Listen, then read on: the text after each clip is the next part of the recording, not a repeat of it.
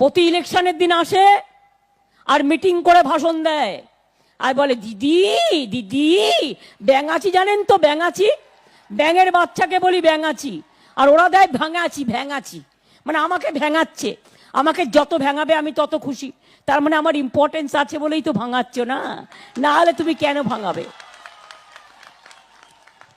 21 জন জওয়ান মারা গেল সুকমাতে, কোনো ভ্রুক্ষেপ নেই, শুধু বিজেপির সব নেতারা এসে বাংলায় বসে আছে কোটি কোটি টাকা নিয়ে, হেলিকপ্টার নিয়ে, আমাদের একটা দুটো, ওদের দেখুন 500,000 হেলিকপ্টার নিয়ে হোটেল দখল করে, গেস্ট হাউস দখল করে, টাকা দখল করে বসে আছে।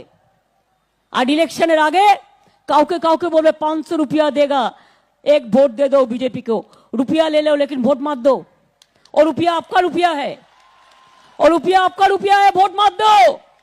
अब देखा कैसा झूठा कहानी बोला, पहले भी बोला था 15 लाख টাকা করে আপনার ব্যাংক অ্যাকাউন্টে দিয়ে দেবো, एक पैसा भी नहीं दिया, दिया एक पैसा दिया?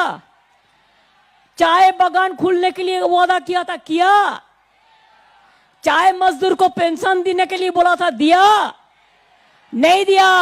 सब कुछ हम करेगा, इसी के लिए तृणमूल कांग्रेस का मेहरबानी करके जोड़ा फूल निशान में वोट देना। दीदी आप जो परिवर्तन कह रही थी वो आप ही में आना था क्या, कि बंगाल में आना था? नानी ये परिवर्तन कहां आना था? अरे हम तो सोच रहे थे बंगाल में परिवर्तन आएगा, लेकिन दुख से कहना पड़ता है परिवर्तन दीदी में आ गया। भाइयों बहनों, दीदी आपने 2005 अगस्त में पूरी पार्लियामेंट में तूफान खड़ा किया था। किस बात के लिए? बांग्लादेश से आए हुए घुसपैठियों के खिलाफ आपने संसद में पूरी संसद को हिला दिया था, और मेरा सीना तनता दबा, एक मेरी दीदी शेरनी पूरी पार्लियामेंट को हिला रही है, भारत मां की सेवा के लिए हिला रही है। और आप कहती थी ये बांग्लादेश से घुसपैठिए आ रहे हैं, वो लेफ्टिस्टों की वोट बैंक बन गए हैं, ये लेफ्टिस्ट लोग उनको ये कर रहे हैं, इनको निकालो, ये मांग आप कर रही थी। दीदी आपने 2005 में जो पार्लियामेंट में बोला, ये आपका भाई आज वही बोल रहा है, वही बोल रहा है, और आप मुझे रस्सा बांध करके जेल में डालने की बात कर रही हो। ये कैसा न्याय है दीदी? ये न्याय ठीक नहीं है। आप खुद घुसपैठियों के खिलाफ थी, लेकिन अब वही घुसपैठिए आपकी मतपेटी भर रहे हैं, इसलिए आप देश के साथ अन्याय करने पर निकली हो। यह परिवर्तन आपसे अपेक्षा नहीं थी दीदी, आप नहीं बदल सकती। आप वापस लौटो, भारत मां की सेवा करने के लिए वापस लौटो। अरे सत्ता तो आएगी जाएगी, कुर्सियां तो आती है जाती है।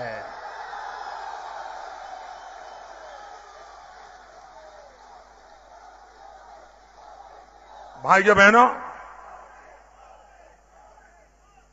भारत सरकार के एक मिस्टर सईद करके एमओएस हुआ करते थे, उन्होंने बांग्लादेश के घुसपैठियों के लिए क्या कहा था?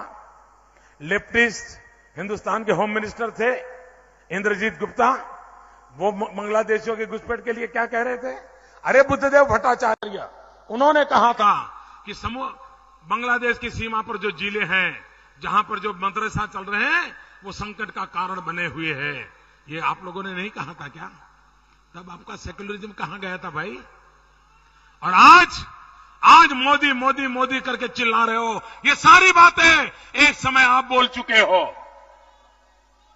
भाइयों बहनों, आप मुझे बताइए, ये बांग्लादेश से जो घुसपैठिए आए हैं, मैं शरणार्थी की बात नहीं करता। शरणार्थी बेचारा नहीं आएगा तो कहां जाएगा क्या? कोई भी दुनिया में, सिर्फ बांग्लादेश छोड़ दीजिए, अगर अफ्रीका में मूल हिंदुस्तानी व्यक्ति अगर वहां से निकाला जाएगा तो कहां जाएगा भाई? क्या उसका पासपोर्ट का रंग देखेंगे क्या, कि खून का रिश्ता देखेंगे? जो शरणार्थी हैं उनको बांग्लादेश से निकाला गया है, और ये शरणार्थी हैं जो भारत माता की जय बोलते हैं। जो भारत मां की जय बोलेगा, अगर उसके लिए भारत में जगह नहीं होगी तो कहां होगी भाइयों, कहां होगी?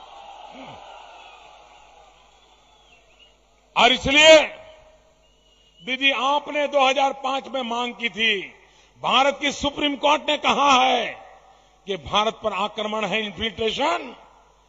मैं आपको वादा करने आया हूं भाइयों, जो सुप्रीम कोर्ट ने कहा है वो हम करना चाहते हैं। भाइयों बहनों, आप मुझे बताइए, एक महिला राज्य की मुख्यमंत्री हो और बलात्कार की घटनाएं पहले से बढ़ जाती हो तो क्या कहना? क्या कहना बताओ? मोदी को गाली देना आसान है, लेकिन कम से कम मेरे बंगाल की बेटियों को बचाना, ये आपकी प्राथमिकता होनी चाहिए। तो इतना प्यार करते हैं, दीदी बहुत नाराज है। और जैसे जैसे आपका प्यार बढ़ता जाता है, उधर दीदी का गुस्सा बढ़ता जाता है।